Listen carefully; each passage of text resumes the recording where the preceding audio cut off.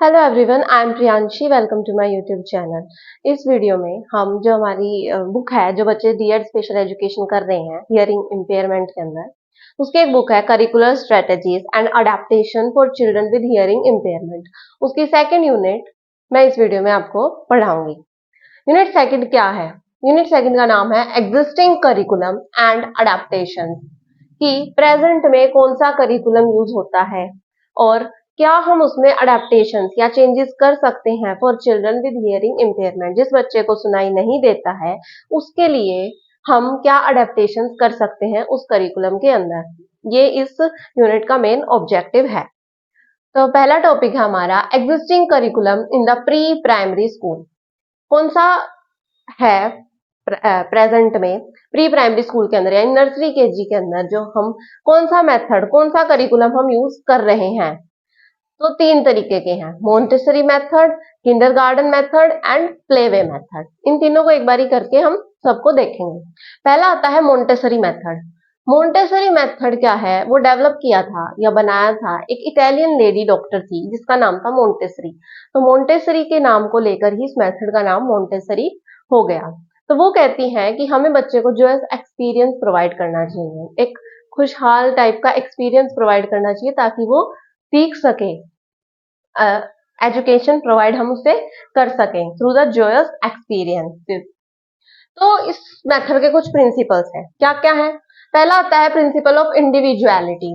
Montessori method ये कहता है कि हमें बच्चे की इंडिविजुअलिटी को डेवलप करना चाहिए। हर एक बच्चा जो होता है वो अलग होता है, तो हमें जो है उस बच्चे की उस इंडिविजुअलिटी को डेवलप करना चाहिए। सेकेंड प्रिंसिपल आता है principle of the development. Principle of development ये कहता है कि जो हम एजुकेशन बच्चे को प्रोवाइड कर रहे हैं उसको according to the laws of development, जो अलग अलग लॉज होते हैं डेवलपमेंट के, जैसे अलग अलग होते हैं, जैसे development is spiral not linear, development goes in direction cephalocaudal and proximodistal, इस तरीके से। तो उन लॉज को ध्यान में रखते हुए हमें अपना करिकुलम को डिजाइन करना चाहिए। उन चीजों को ध्यान में रखते हुए हमें बच्चे को एजुकेशन प्रोवाइड करनी चाहिए। Third is principle of the freedom. Principle of freedom ये कहता है कि हमें बच्चे को आजादी देनी चाहिए, उसे फ्री रखना चाहिए कि कौन सी एक्टिविटी वो कब करेगा, किस टाइम तक करेगा। तो उसकी इंडिविजुअल चॉइस होनी चाहिए, उसको फ्रीडम इतनी मिलनी चाहिए ताकि वो अच्छे से सीख सके। नेक्स्ट है principle of self education. Self education ये कहता है कि उसे अपने आप से करके सीखने दो, कि लर्निंग बाय डूइंग, कि वो खुद करके सीखे, सेल्फ एक्टिविटी करे और उस चीज से वो सीखे। नेक्स्ट प्रिंसिपल है principle of sensory training. Sensory training ये कहता है कि हमें बच्चे की सेंसरी ट्रेनिंग प्रोवाइड करनी चाहिए बच्चे को। अलग अलग 5 सेंस ऑर्गन होते हैं हमारे, आईज, नोज, टंग, स्किन, ईयर। तो इन 5 जो जो सेंसेस हैं हमारी, उनको हमें ट्रेनिंग प्रोवाइड करनी चाहिए कि कैसे उन सेंसेस को यूज कर सकते हैं हम लर्निंग और टीचिंग प्रोसेस के अंदर। ये प्रिंसिपल कहता है। थर्ड आता है principle of motor education. Principle of motor education ये कहता है कि हमें बच्चे को मस्कुलर डेवलपमेंट करनी चाहिए, उसकी मोटर एजुकेशन भी हमें प्रोवाइड करनी चाहिए। फाइन मोटर भी, जैसे राइटिंग, रीडिंग नहीं, राइटिंग एंड ड्राइंग, इस तरीके से होल्डिंग पेंसिल्स। और ग्रॉस मोटर स्किल्स भी, जैसे रनिंग, जंपिंग, हॉपिंग, इस तरीके से दोनों तरीके की डेवलपमेंट हमें करनी चाहिए बच्चे में। नेक्स्ट आता है principle of education according to the child psychology, कि हम जो एजुकेशन प्रोवाइड कर रहे हैं बच्चे को वो अकॉर्डिंग टू द चाइल्ड की साइकोलॉजी, चाइल्ड की साइकोलॉजी को ध्यान में रखते हुए हमें अपना करिकुलम को डिजाइन करना चाहिए, अपना सिलेबस उसी तरीके से रखना चाहिए और जो एक्टिविटीज हम इंक्लूड करेंगे वो भी उसी तरीके से होनी चाहिए। तो ये थे कुछ principles of the Montessori method. अब वो क्या कहते हैं कि हम, जैसे बताया था स्टार्टिंग में कि वो कह रही है मोंटेसरी कि हमें जो एक्सपीरियंसेस प्रोवाइड करने चाहिए। तो वो एक्सपीरियंसेस किस किस चीज में होने चाहिए? हमें एक्सरसाइज प्रोवाइड करनी चाहिए प्रैक्टिकल लाइफ की। प्रैक्टिकल लाइफ की एक्सरसाइजेस बच्चे से करवानी चाहिए, जैसे बटन बंद करना, कपड़े पहनना, कपड़े उतारना, अपनी चीजों को ऑर्गेनाइज करके रखना, ब्रश करना, टीथ को, कॉम को, हेयर को कॉम करना। तो इस तरीके की प्रैक्टिकल लाइफ एक्टिविटीज हम उस बच्चे से करवा सकते हैं। सेकेंड आता है एक्सरसाइज ऑफ सेंसरी ट्रेनिंग। हम वो एक्सरसाइजेस करा सकते हैं जिससे उसकी सेंसरी ट्रेनिंग प्रोवाइड हो, हम उसके सेंस को ट्रेनिंग दें। जैसे हम बच्चे को अलग अलग टॉयज दे सकते हैं और उनको कह सकते हैं कि जो सेम शेप के हैं, जिनकी शेप जो है वो एक जैसी है, उनको अलग करें। तो उसकी जो है सेंसरी ट्रेनिंग डेवलप हो रही है, उससे साइट की जो ट्रेनिंग है वो डेवलप हो रही है। या फिर स्मेल की कर सकते हैं, जैसे हम बच्चे को ब्लाइंड फोल्ड कर सकते हैं और उसको कुछ कोई चीज को स्मेल करने के लिए बोल सकते हैं और फिर उससे पूछ सकते हैं कि वो किस चीज की स्मेल है। इस तरीके से हम उसको सेंसरी ट्रेनिंग प्रोवाइड कर सकते हैं। नेक्स्ट आता है डायडैक्टिक एक्सरसाइज फॉर टीचिंग। ये क्या कहता है कि हमें एक वो फॉलो करना चाहिए, स्टेप्स फॉलो करने चाहिए। टीचिंग के कुछ स्टेप्स होते हैं जो हमें फॉलो करने चाहिए। मोंटेसरी के अकॉर्डिंग हमें बच्चे को पहले राइटिंग सिखाना चाहिए और उसके बाद राइटिंग सिखाना चाहिए। और ये कह रही है कि ये तीनों चीजें भी जो है एक स्टेप्स में ही होनी चाहिए। पहले प्रैक्टिकल लाइफ सिखाएं, प्रैक्टिकल लाइफ की एक्सरसाइजेस कराएं, फिर उसको सेंसरी ट्रेनिंग प्रोवाइड करें और फिर डायडैक्टिक एक्सरसाइजेस पे आए। और ये कहते हैं कि पहले राइटिंग सिखाओ बच्चे को, उसके बाद हम रीडिंग सिखाएंगे। राइटिंग कैसे सिखाएंगे उसका भी एक तरीका बताया है इन्होंने। सैंड पेपर के ऊपर हम अलग अलग अल्फाबेट्स को कट कर लेंगे और फिर बच्चे को बोलेंगे कि उसके ऊपर अपनी ऐसे उसको टच करो, उसको फील करके देखो और फिर उनको लिखने की प्रैक्टिस करो। और जब बच्चे लिखने की प्रैक्टिस कर रहे होते हैं तो मैडम को या टीचर को जो है प्रोवाइड करना चाहिए उनकी साउंड्स। जैसे बच्चे ए लिख रहे हैं तो टीचर बोलेगी दिस इज ए, इसकी साउंड ए है। तो इस तरीके से बच्चों के अंदर टीचिंग डेवलप होगी। तो पहले राइटिंग सिखाएंगे, उसके बाद हम रीडिंग सिखाएंगे।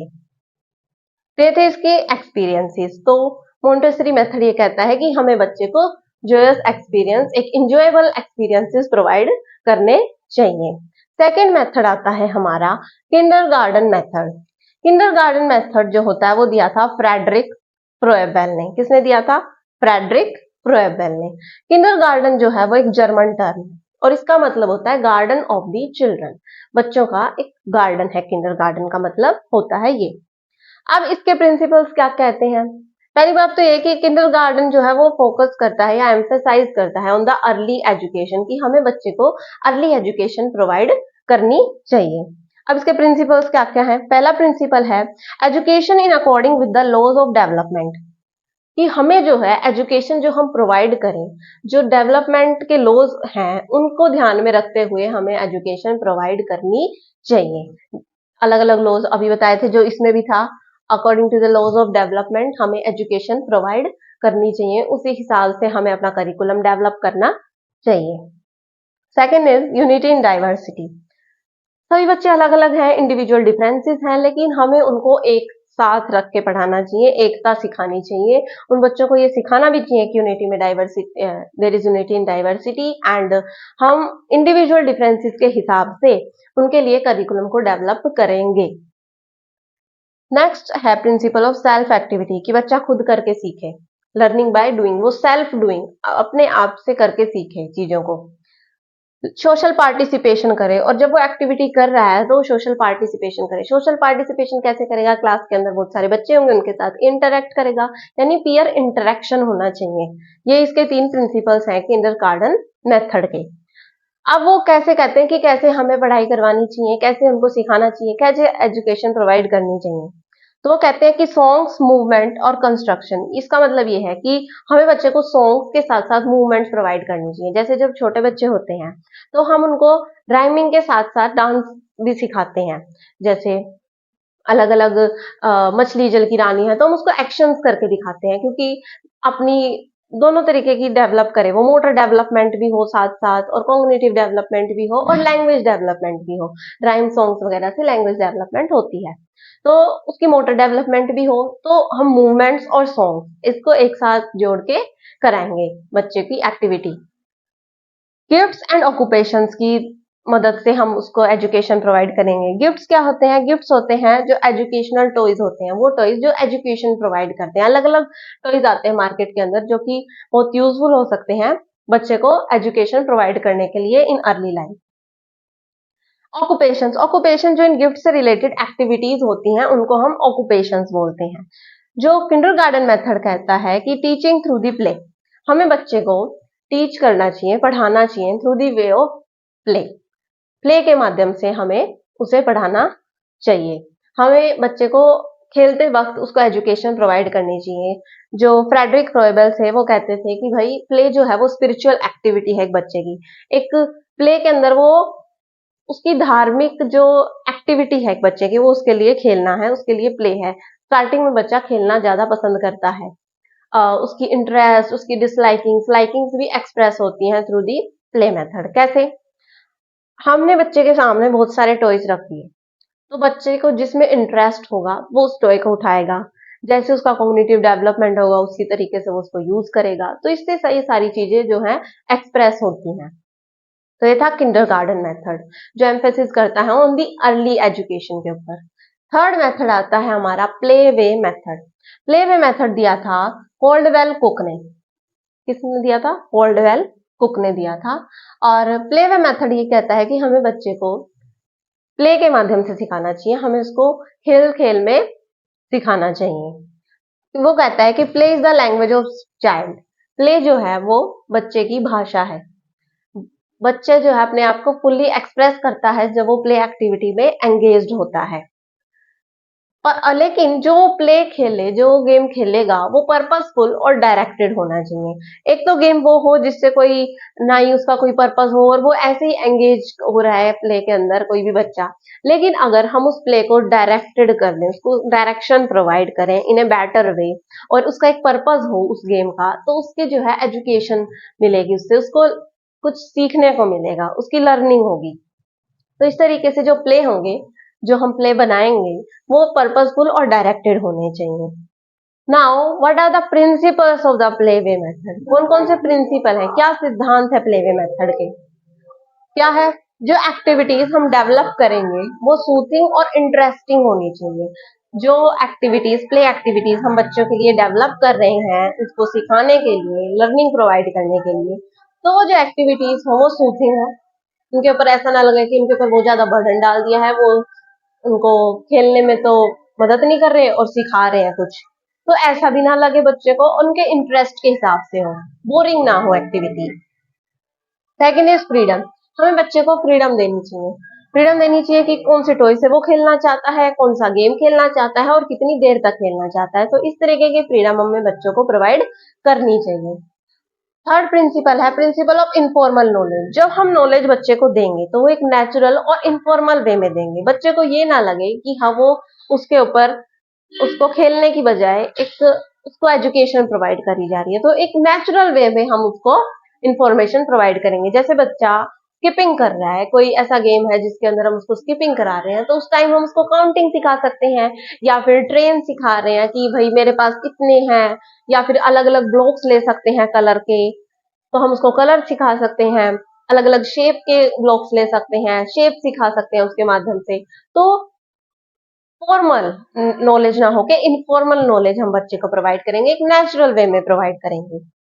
नेक्स्ट इसका प्रिंसिपल है प्रिंसिपल ऑफ अपॉर्चुनिटी। ये कहता है कि हमें बच्चे को अपॉर्चुनिटीज प्रोवाइड करनी चाहिए, उसको फ्रीडम होनी चाहिए अपने आप को एक्सप्रेस करने के लिए, अपनी अपॉर्चुनिटी होनी चाहिए पूरे कि भाई कौन सा गेम वो खेलेगा, कितनी देर तक खेलेगा, और अपने आप को एक्सप्रेस भी कर सके वो गेम्स के माध्यम से। Next the principle of enjoyment, कि वो जिस भी प्ले को खेले वो उसमें बच्चे को इंजॉयमेंट हो, वो उसको बहुत इंजॉय करे उस गेम को, ताकि उसकी लर्निंग जो है वो अच्छे से हो सके। नेक्स्ट प्रिंसिपल आता है प्रिंसिपल ऑफ एक्टिव पार्टिसिपेंट्स, कि बच्चे जो है वो एक्टिव पार्टिसिपेंट्स है उस गेम के अंदर। टीचर अपनी इन्वॉल्वमेंट उसके अंदर ज्यादा ना करे, बच्चे को जो एक्टिव पार्टिसिपेंट बनने दे, उसको खुद करके सीखने दे। तो इस तरीके से ये प्रिंसिपल है प्लेवे मेथड के। अब स्कूल करिकुलम के अंदर हम प्लेवे मेथड को कैसे यूज कर सकते हैं? हम तीन चीजें सिखा सकते हैं स्कूल करिकुलम के अंदर प्लेवे मेथड से। कैसे? लैंग्वेज सिखा सकते हैं हम, सोशल स्टडीज सिखा सकते हैं और मैथमेटिक्स सिखा सकते हैं। लैंग्वेज कैसे सिखा सकते हैं? कई टॉयज आते हैं मार्केट के अंदर, वर्ड पजल हो गया, वर्ड गेम हो गया, तो उनके माध्यम से हम बच्चे को लैंग्वेज सिखा सकते हैं, भाषा सिखा सकते हैं, बोलना भी सिखा सकते हैं। सोशल स्टडीज, कई और गेम भी आते हैं मार्केट में, जैसे हम उनको किसी फील्ड ट्रिप पे भी ले जा सकते हैं, खेल के माध्यम से पार्क में लेके जा सकते हैं, किसी पोस्ट ऑफिस में लेके जा सकते हैं, उनसे इंटरेक्शन करा सकते हैं, उस टाइम कोई गेम एंगेज कर सकते हैं, कोई प्ले एक्टिविटी सेट कर सकते हैं। मैथमेटिक्स सिखा सकते हैं, जैसे ब्लॉक्स को काउंट करना, या फिर स्किपिंग करते वक्त काउंटिंग सिखाना, अलग अलग शेप सिखाना टॉयज के माध्यम से। तो इस तरीके से जो है हम उनको मैथमेटिक्स भी सिखा सकते हैं। ये था प्ले वे मेथड में कैसे बच्चे को हम चीजें सिखाते हैं, कैसे एजुकेशन प्रोवाइड करते हैं। तो ये तीन जो मेथड्स हैं, Montessori method, kindergarten method and playway method, ये तीन मेथड जो है वो एग्जिस्टिंग करिकुलम में है प्री प्राइमरी स्कूल लेवल के ऊपर। जो बच्चे नर्सरी केजी में हैं उनको हम इन तीन मेथड्स के माध्यम से हम उनको एजुकेशन प्रोवाइड करते हैं। अब हमारा नेक्स्ट टॉपिक है नीड फॉर करिकुलम एडेप्टेशन। क्या जरूरत है करिकुलम एडेप्टेशन की, क्यों हमें करिकुलम को चेंज करना पड़ रहा है। अब जो बच्चा जिसकी नॉर्मल हियरिंग है उसके लिए हम ये सिंपल मेथड्स यूज कर सकते हैं, क्योंकि उसने जो है लैंग्वेज डेवलप कर ली है।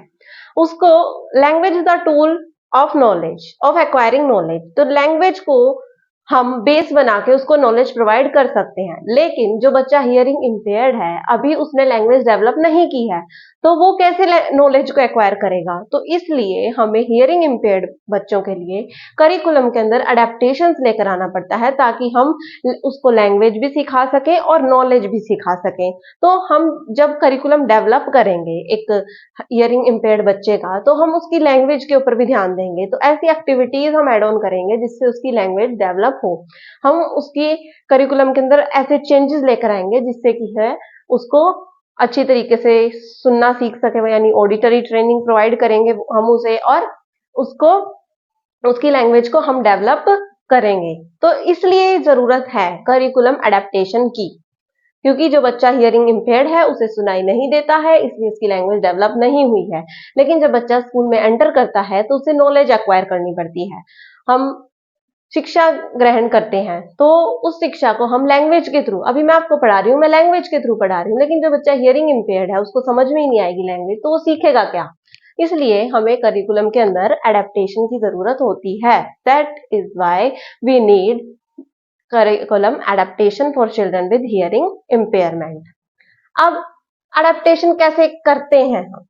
अडेप्टेशन हम दो लेवल्स पे करते हैं, एक प्राइमरी प्री स्कूल लेवल पे और दूसरा करते हैं प्राइमरी और सेकेंडरी लेवल पे। अब किस चीज में अडेप्टेशन करते हैं हम? चार चीजों में करते हैं। पहला आता है सिलेबस, मेथड और टेक्निक्स ऑफ टीचिंग में। हम सिलेबस को अडेप्ट करते हैं, सिलेबस को थोड़ा बहुत चेंज करते हैं।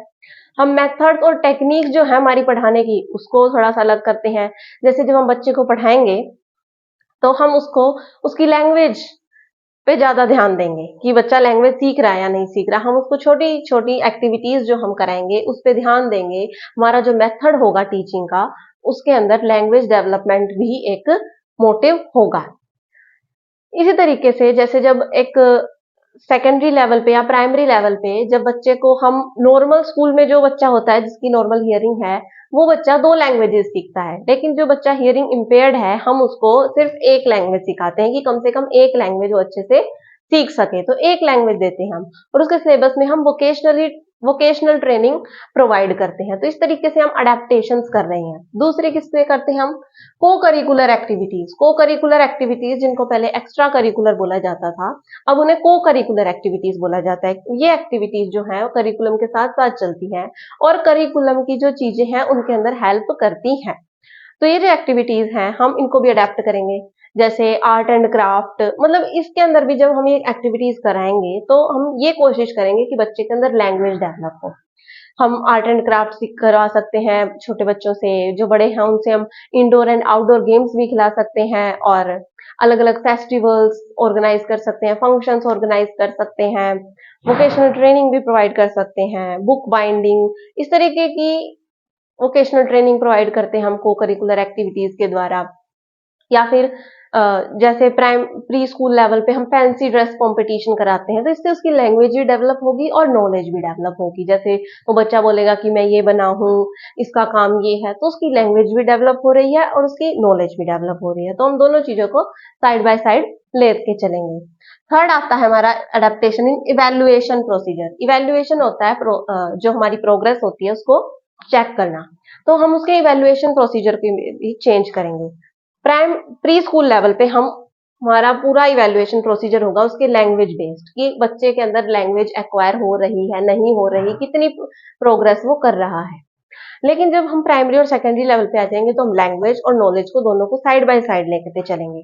अगर हम एसएसटी की चीज भी उसकी चेक करेंगे, एक एग्जांपल ले रही हूँ मैं, कि अगर हम एसएसटी का उसका वो चेक कर रहे हैं, पेपर एग्जाम चेक कर रहे हैं, तो हम उसकी लैंग्वेज को भी असेस करेंगे, उसको भी इवेलुएट करेंगे साथ साथ, तो उसकी लैंग्वेज और नॉलेज दोनों को साइड बाय साइड लेके चलेंगे हम। फोर्थ चीज आती है टीएलएम्स के अंदर अडेप्टेशन करेंगे। टीएलएम्स होते हैं टीचिंग लर्निंग मटेरियल्स, जो मटेरियल्स टीचर यूज करता है अपने बच्चों को पढ़ाने के लिए। अलग अलग होते हैं, चार्ट हो गया, डायग्राम्स हो गए, ब्लैक बोर्ड भी एक टीचिंग लर्निंग मटेरियल है, सॉफ्ट बोर्ड जो आते हैं जिसके अंदर हम अलग अलग पिन अप कर देते हैं अलग अलग इंफॉर्मेशन को, चार्ट्स, मूडल्स, अलग अलग ऑडियो विजुअल एड्स हो गई। इस तरीके से हम टीचिंग लर्निंग मटेरियल्स का यूज करेंगे।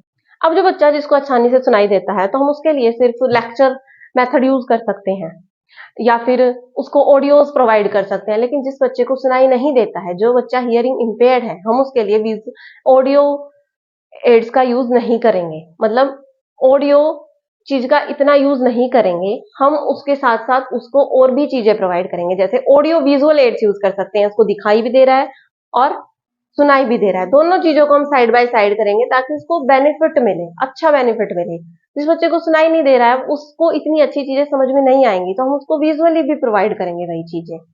उसको हम चार्ट दिखा सकते हैं, डायग्राम दिखा सकते हैं। अब टीचिंग लर्निंग मटेरियल के अंदर हम जैसे उनके लिए ग्रुप एम्पलीफिकेशन डिवाइसेस का यूज कर सकते हैं, जिससे उनकी रेजिडुअल हियरिंग का मैक्सिमम यूज हो सके और वो अपनी उसको अच्छे से लैंग्वेज को एक्वायर कर सके और फिर नॉलेज को भी एक्वायर कर सके।